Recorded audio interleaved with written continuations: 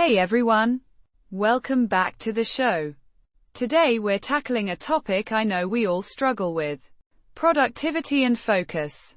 It feels like there's a million things vying for our attention, doesn't it? Oh my gosh, Emma, you're so right.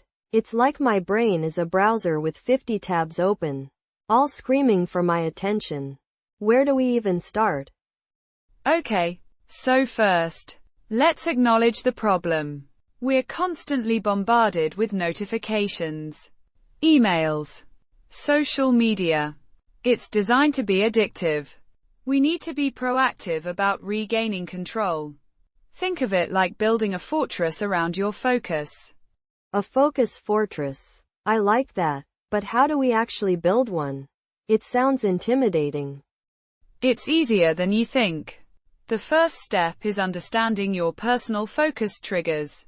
What specific things consistently pull you off track? Is it social media? Email? Certain websites? That's a good point. For me, it's definitely social media. I'll just check one notification, and then suddenly it's been an hour. But how do you actually identify those triggers consistently? Keep a focus journal for a few days. Whenever you get distracted, write down what triggered it. Be brutally honest. It might be something you don't even realize is a problem. Then, you can start implementing strategies to address those specific triggers. Pro tip: cold turkey can work, but gradual reduction is often more sustainable. That makes total sense. A focus journal. I'm going to start that tonight. So, once we know our triggers, what's the next step in building our fortress? Time management techniques. Have you heard of the Pomodoro technique? Of course. Work in 25-minute bursts with short breaks. Right? But I've always struggled to stick to it. My brain just rebels after 15 minutes. That's a common pitfall. The 25 minutes is just a suggestion. Experiment with different intervals. Maybe 20 minutes on, 5 minutes off works better for you. The key is to find a rhythm that fits your natural attention span. And be strict about the breaks, no work allowed. Oh, so it's customizable. I never thought of it that way. I always felt like I was failing if I couldn't do the full 25 minutes. Okay, I'm definitely going to try that again with shorter intervals. But what about those times when you just can't seem to focus at all? That's where environmental control comes in.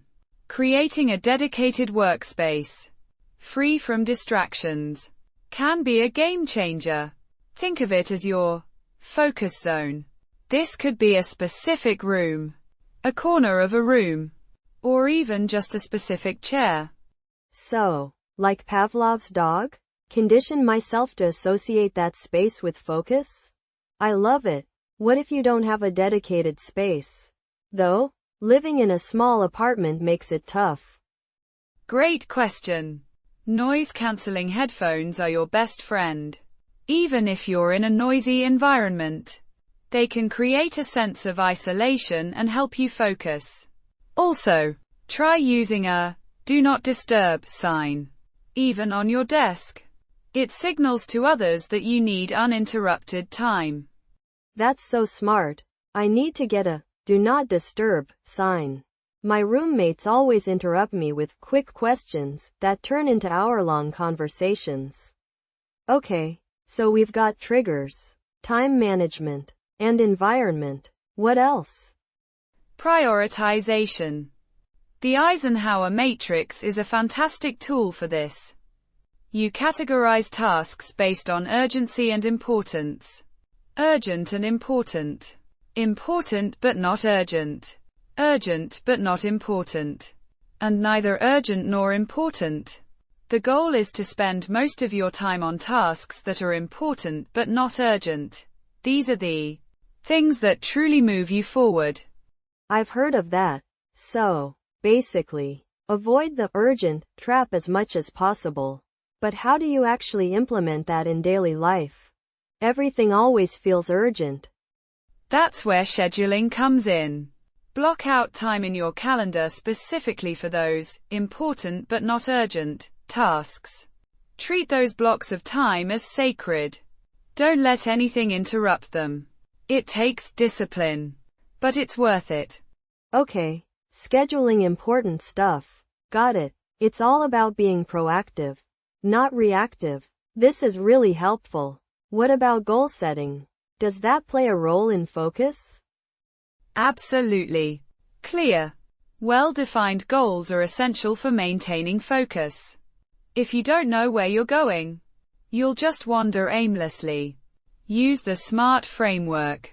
Specific, measurable, achievable, relevant, and time-bound. SMART goals. I always forget the relevant part. It's so easy to set goals that sound good but don't actually align with your overall objectives. Okay, so SMART goals keep us on track. What about when we inevitably slip up and lose focus? Forgive yourself. Everyone loses focus sometimes. Don't beat yourself up about it. Acknowledge it. Gently redirect your attention back to the task at hand. And move on.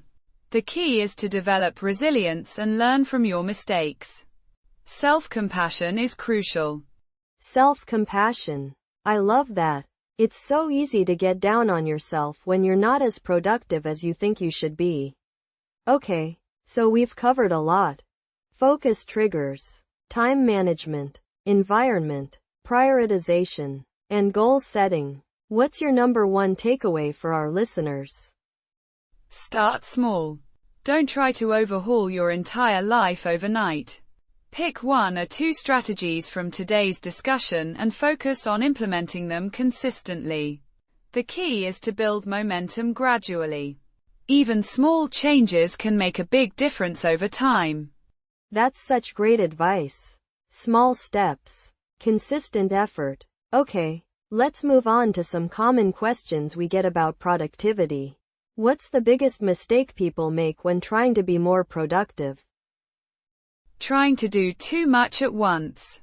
Multitasking is a myth. Your brain can only truly focus on one thing at a time. When you try to juggle multiple tasks, you end up doing everything poorly. Focus on single tasking and complete one thing before moving on to the next.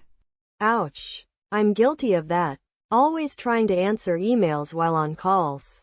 Okay, so single tasking is key. Another question we get a lot is, how do you stay motivated when you're feeling burnt out?